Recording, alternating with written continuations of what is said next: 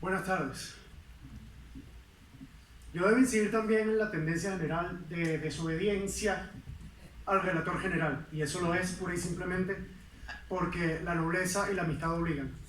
Como Buzz Lightyear, y como dice la canción de Toy Story, el doctor Espinosa es un amigo leal y fiel, y si uno debe apreciar algo en la vida, es a los amigos leales y fieles. Gracias, Carlos. Muchas gracias.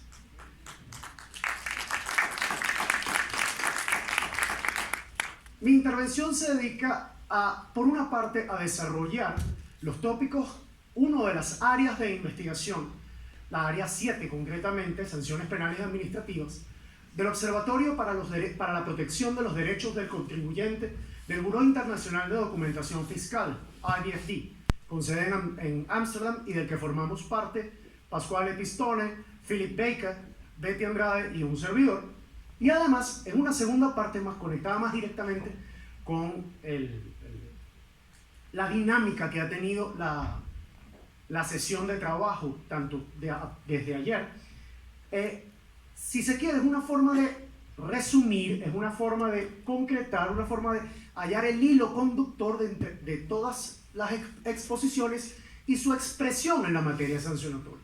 Ustedes verán a lo largo de mi intervención que ya desde valga la redundancia, la intervención del profesor García Novoa en el día de ayer, pueden identificarse una serie de parámetros comunes al problema de la tensión entre Estado y contribuyente en el ámbito del desarrollo de su relación jurídica en todas las áreas del derecho vinculadas a la regulación y a la expresión del fenómeno tributario. Y allí lo primero que tenemos que hacer a la hora de enfocarnos en el análisis de la tensión Estado-contribuyente en materia sancionatoria es referirnos a los principios generales, a las reglas generales del derecho punitivo. A este respecto, si Dios, la patria y el apuntador lo permite, ahí está, muy bien. Y para ello nos basamos en Hegel como punto de partida para desarrollar a través de una triada dialéctica el devenir del derecho sancionador tributario en la actualidad del mundo post-BEPS. En primer lugar, el punto de partida son los derechos del contribuyente desde la óptica de los principios generales del derecho sancionador tributario. Y básicamente, aquí lo que tenemos que recordar, volviendo a los principios desde Feuerbach o en su primera formulación, o Ferraioli en tiempos más recientes, es que los elementos fundamentales del poder punitivo definen lo que Alexis llamaría posiciones jurídicas fundamentales, unos mínimos esenciales de protección y de garantía del ciudadano frente al ejercicio del poder del Estado. Para nosotros tributaristas es más fácil referirnos a eso como mínimo vital en el ámbito económico de la relación tributaria. Los penalistas llamarían a eso básicamente la carta magna del delincuente, en las palabras de Jiménez de Azúa, o las posiciones jurídicas mínimas de protección del ciudadano frente al poder punitivo del Estado. Reserva legal y legalidad, proporcionalidad de sanciones, con su mayor expresión en el llamado principio de mínima intervención, o última ratio, la prohibición del bis in idem, la culpabilidad como fundamento esencial de la responsabilidad, sin perjuicio de las consideraciones de política criminal que deban hacerse respecto de un momento determinado, la jurisdiccionalidad de la determinación de la responsabilidad, es un juez el que debe determinar la sanción aplicable al sujeto, la presunción de inocencia, la separación entre juez y acusación y, fundamentalmente, la defensa. Eso como parámetro general de expresión, de manifestación del poder punitivo. Sin embargo, conocen ustedes bien, quien ha leído el Código Fiscal de la Federación lo tiene claro, que nuestra materia empieza desde el mismo nombre del título que regula la materia en el Código Fiscal, se hace una distinción entre delitos e infracciones. Y esa distinción entre delitos, infracciones y el apuntador que no me deja, ahí está.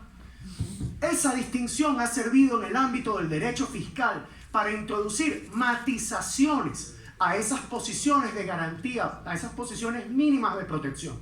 A nosotros se nos ha dicho desde antiguo, citemos, por ejemplo, a la profesora Margarita Lomelí Cerezo para hablar de doctrina mexicana, que Hay una diferencia ontológica, hay una diferencia esencial entre sanciones penales propiamente y sanciones administrativas. Y esa diferencia se expresa en ciertas matizaciones a las posiciones básicas de las que hablábamos anteriormente y que justifican una diferenciación en el ejercicio de la potestad sancionatoria de la administración frente a lo que es el ejercicio puro y duro del poder sancionador en materia penal. En esa tensión, en ese equilibrio hemos vivido hasta ahora. Hasta, digamos, por poner una fecha arbitrariamente, el 11 de septiembre de 2001. O, mejor dicho, desde finales, vamos a ponerlo una fecha más afín a nuestra materia. Vamos a hablar de la caída de Lehman Brothers en 2008. A partir de la caída de Lehman Brothers en 2008, la cosa se plantea de un modo diferente. Ahí tenemos que ver entonces, eché para atrás, disculpen ustedes, la antítesis en términos hegelianos. En las sociedades postindustriales, el derecho sancionador ha tendido a la expansión. Hay una serie de elementos, una serie de hechos que en materia sancionadora han incidido usando palabras de García Novoa del día de ayer, en repensar la dimensión del derecho punitivo y de los límites del derecho sancionador en el ámbito de la relación tributaria. Fundamentalmente, la erosión de base y el traslado de beneficios a partir del uso de empleo de nuevas formas de, entre comillas, planificación fiscal agresiva, o mejor dicho, elusión, evasión, fraude, una difuminación del contorno diferenciador de cada uno de estos conceptos en un contexto de creciente digitalización de la economía y deslocalización de las rentas gravables que ha llevado al sistema de atribución de rentas y de tributación internacional a una auténtica crisis. Y esa crisis ha llevado a la administración de una manera o de otra a la generación de un discurso.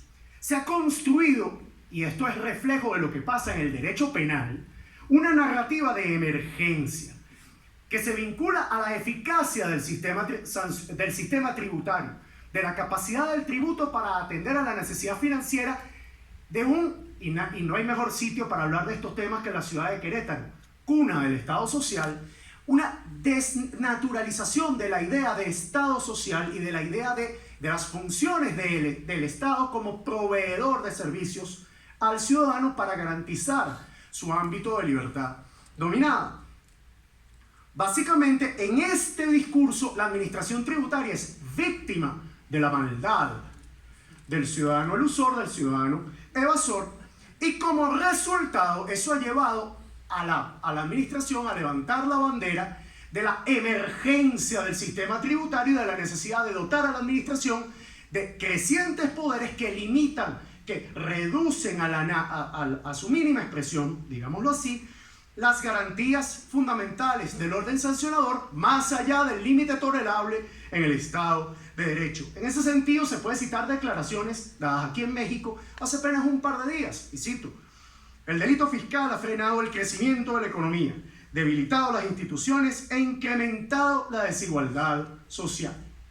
Digamos, en principio uno podría estar de acuerdo con esas ideas. El problema es cómo llevamos esa necesidad al sistema sancionador y hasta qué punto relativizamos o olvidamos los fundamentos de la disciplina punitiva. Muy brevemente, en obsequio del tiempo, yo sé que yo soy el único obstáculo que ustedes, paciente auditorio, deben salvar antes de la relajación del almuerzo. Tengo eso muy presente.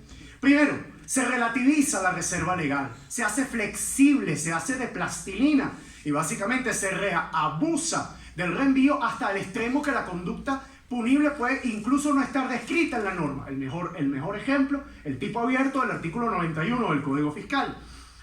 El uso y el abuso de sanciones impropias. Se utilizan los mecanismos de medición de la capacidad contributiva como modos indirectos de sancionar. Se niega el disfrute de exenciones, se niega la utilización de elementos de disminución de la base imponible, ya no para medir la auténtica capacidad contributiva, sino para realmente castigar por el empleo de la tributación en exceso de la capacidad contributiva. Ejemplo, el párrafo séptimo de la fracción 28ª del artículo 109 de la ley de impuesto sobre la renta, que ustedes conocen mucho mejor que yo.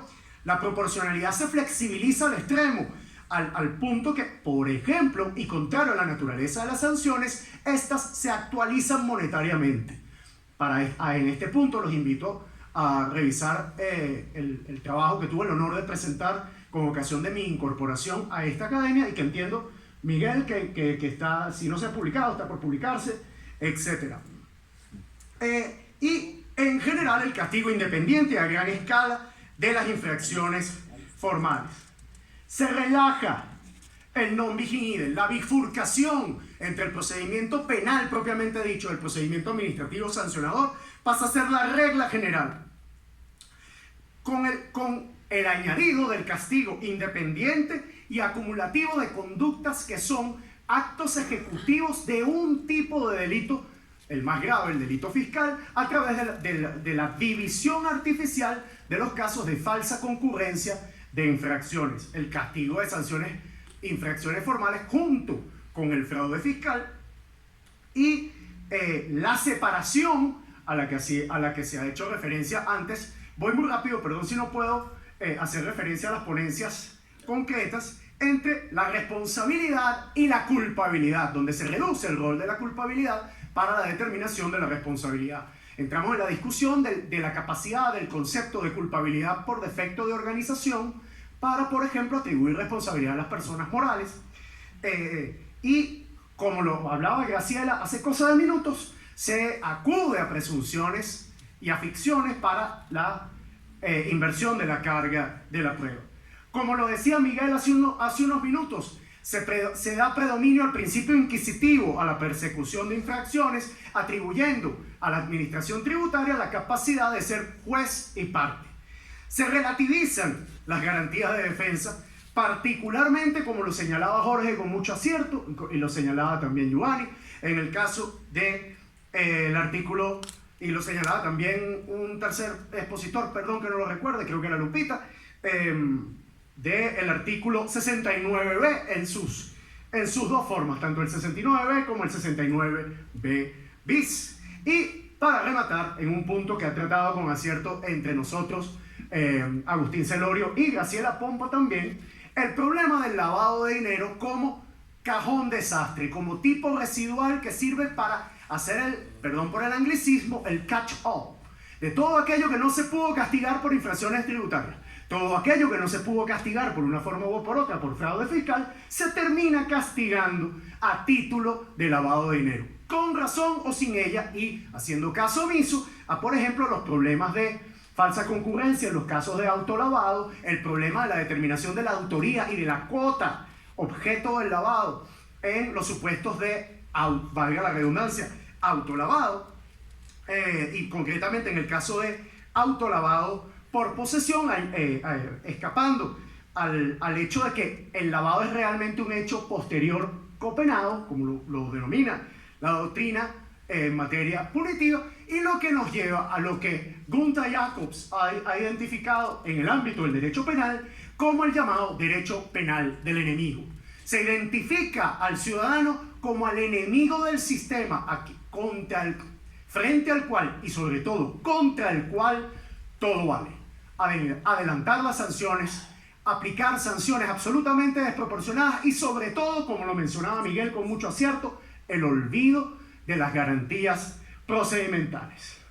Eso nos lleva a la síntesis, a cómo debe entenderse el derecho sancionador en el contexto de la razón jurídica y el derecho tributario.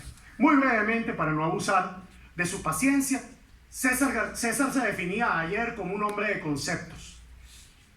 Con su venia, yo me voy a autodefinir como un hombre de principios. Robert Alexi me cae muy bien, Ronald Dworkin también. Y básicamente eso me lleva a la vuelta a los conceptos básicos.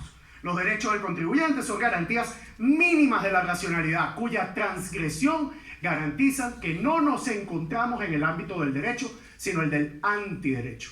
Quisiera dejarlos con esta reflexión. Buen provecho. Muchas gracias. Muchas gracias, doctor.